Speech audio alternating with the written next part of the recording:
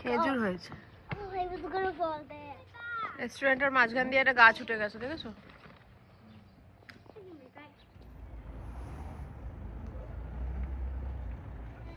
এখন আমরা রয়েছি আয়েদ বেন হাদৌতে।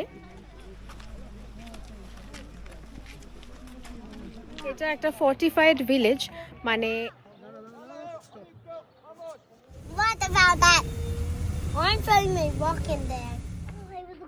অপূর্ব একটা ঝকঝকে শীতের সকাল। ঘর থেকে বেরিয়ে চোখের সামনে যদি এরকম একটা সিনারি দেখা যায় তাহলে কার না ভালো লাগে বলতে পারো? আমাদের ব্যস্ততম শহুরে চাকুরিজীবী জীবনের এগুলোই তো মন ভালো রাখার ওষুধ, তাই না? আমরা একেবারে বেরোনোর জন্য রেডি হয়ে নিয়েছি। এবার যাব ব্রেকফাস্ট করতে।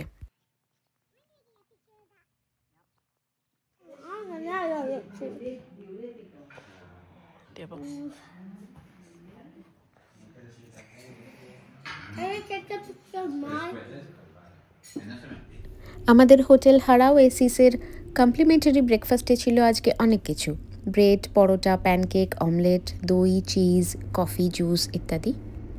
খাওয়া দাওয়া করে আমরা বেরিয়ে পড়লাম আজকের নতুন গন্তব্যে। Hi everyone, welcome to travel girls new blog. আমি চন্দ্রানী। মরক্কো ট্রাভেল সিরিজের আরেকটি নতুন ব্লগে সবাইকে স্বাগত।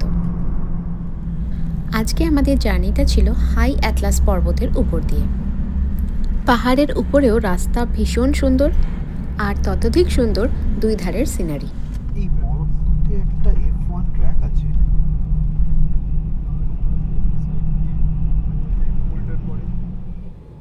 এখন আমরা যে জায়গাটাতে যাচ্ছি তাকে বলা হয় হলিউড অফ আফ্রিকা, ওয়ারজাজাত। জানি না আমি ঠিক করে প্রোনাউন্স করতে পারলাম কি না, কিন্তু এই জায়গাটায় রয়েছে কয়েকটি বেশ বড় ফিল্ম স্টুডিও। তার মধ্যে একটা হলো অ্যাটলাস স্টুডিও, যেখানে আমরা যাব। এখন আমরা দাঁড়িয়ে আছি অ্যাটলাস স্টুডিওর সামনে। 1983 সালে তৈরি এই স্টুডিও।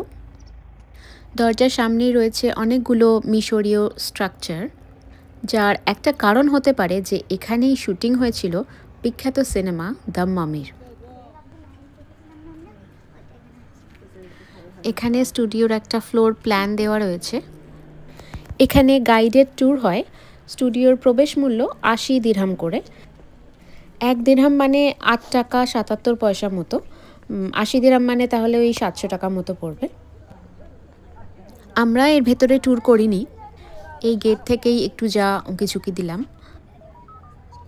শুধু দ্য মামি নয়, এই স্টুডিওতে কিন্তু শুটিং হয়েছিল বহু বিখ্যাত সিনেমার, যেরকম the jewel of the Nile, Aladdin, Gladiator, Asterix and ওবেলিক্সের মিশন ক্লিওপেট্রা, এছাড়াও হয়েছিল গেম অফ থ্রোনস। অ্যাটলাস স্টুডিওটা বাইরে থেকেই একটুখানি দেখে নিয়ে আমরা আবার বেরিয়ে পড়লাম। এর পরের স্টপ ছিল আরও একটা ইন্টারেস্টিং জায়গা।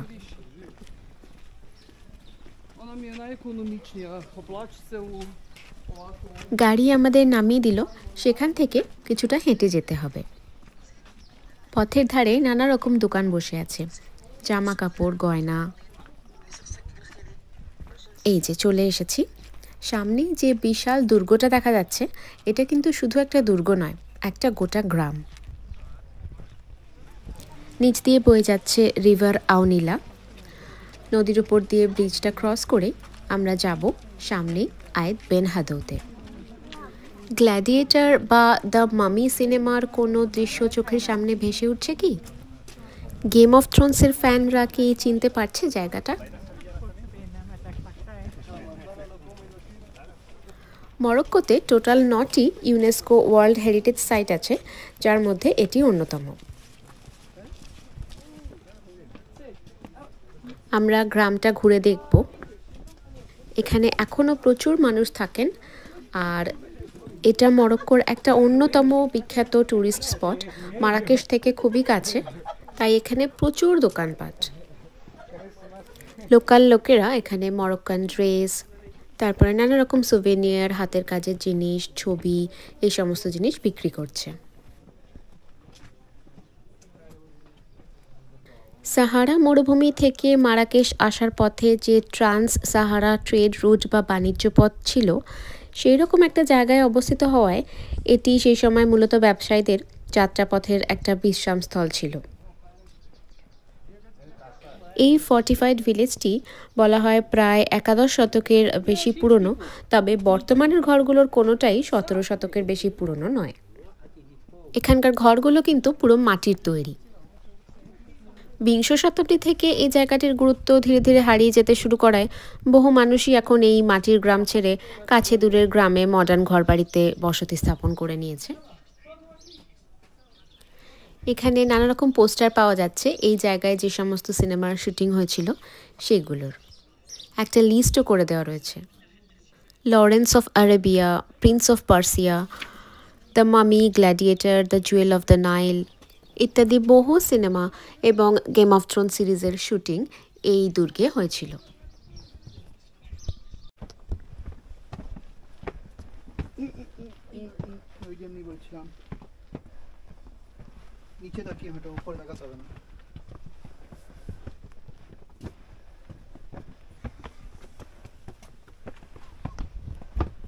মরক্কোর এই মাটির দুর্গগুলোকে বলা হয় ক্সার। শুধু এই আয়েদ বেন হাদোই নয়, মরক্কোর বিভিন্ন জায়গায় এরকম অনেক ক্সার আছে যেখানে এরকম মাটির একটা স্ট্রাকচারের মধ্যে অনেকগুলো ঘর আছে এবং সেখানে অনেক মানুষ বসবাস করে একসঙ্গে একটা গ্রামের মতো।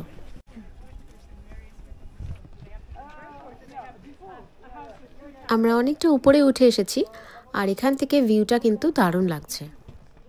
আর এখানে দারুণ দারুণ কার্পেট বিক্রি হচ্ছে, আর মরক্কোতে কিন্তু এগুলো বেশ সস্তা।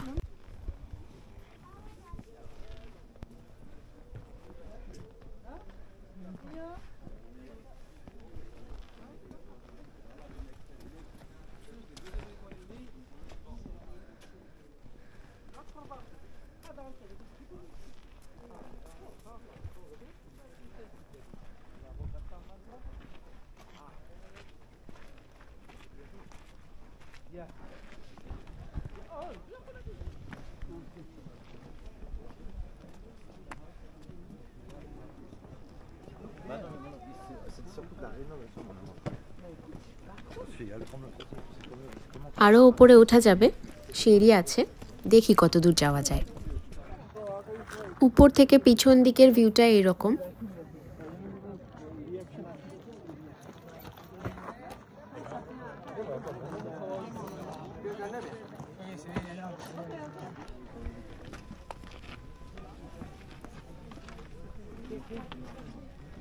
চলো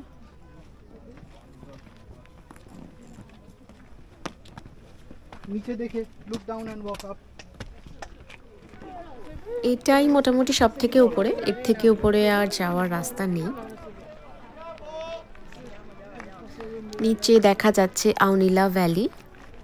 এতটা উঠে বেশ গরম লাগছে, সবাই জ্যাকেট ফ্যাকেট খুলে ফেলেছে।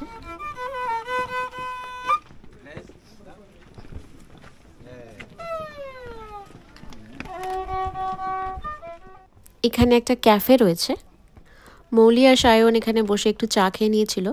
আমরা আর বসিনি, তবে এখানে টয়লেট ছিল, সেটা আমরা ইউজ করলাম। আসার সময় তো আমরা বড় ব্রিজটা দিয়ে এসেছিলাম, কিন্তু যাওয়ার সময় ভাবলাম একটু পাশ দিয়ে এসে নদীর ওপরে বালির বস্তা ফেলা আছে, সেইটার উপর দিয়ে আমরা নদীটা পার হলাম।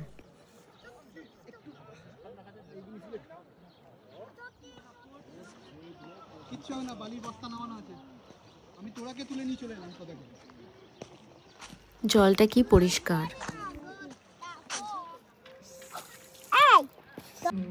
দুপুরবেলায় আজকে আমরা খেলাম মরক্কোর আরেকটা বিখ্যাত dish কুসকুস।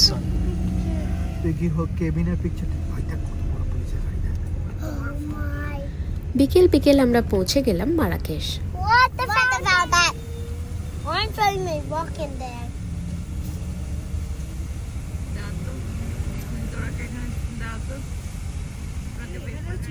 That is like Santi place.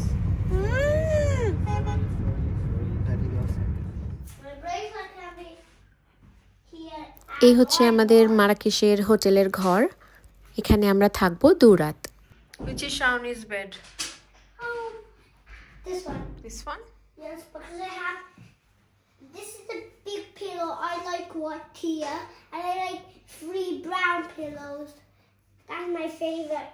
bed. This one bed is more good. ঘর বাথরুম যথারীতি ভীষণই ভালো, কিন্তু বাথরুমের দরজায় ছিটকিনি নেই। জানি না কেন মরক্কোর বেশিরভাগ হোটেলেই আমরা দেখলাম যে বাথরুমের দরজায় কোনো লক থাকে না। সন্ধ্যেবেলা আমরা হাঁটতে বেরিয়েছিলাম, কিন্তু সেভাবে কোনো ভিডিও করিনি। আগামীকাল আমরা সারাদিন মারাকেশে ঘুরবো এবং সেই সমস্ত ভিডিও শেয়ার করব আগামী পর্বে। মারাকেশের মেদিনার অলিগলিতে প্রচুর রেস্টুরেন্ট, যেটা দেখে ভালো লাগলো, ঢুকে পড়লাম। বেশিরভাগই রুফটপ সিটিং। তাজিন আমাদের এতটাই ভালো লেগেছে যে আজকেও খেলাম তাজিন। আমরা ভিডিও করছি দেখে লোকটা আরও একবার ঢাকনাটা খুলে প্রক্সি দিল। মরক্কোর মানুষজন সত্যিই ভীষণ ভালো। তাহলে আজ এই পর্যন্তই। আজকের কিছু সেরা ছবি দিয়ে ভিডিওটা শেষ করছি। লাইক, কমেন্ট, শেয়ার, সাবস্ক্রাইব ইচ্ছে হলে করো, না হলে করো না। তবে আমি আবার ফিরে আসব মরক্কো সিরিজের একদম শেষ পর্ব নিয়ে। সবাই খুব ভালো থেকো, সুস্থ থেকো, সঙ্গে থেকো। Cheers.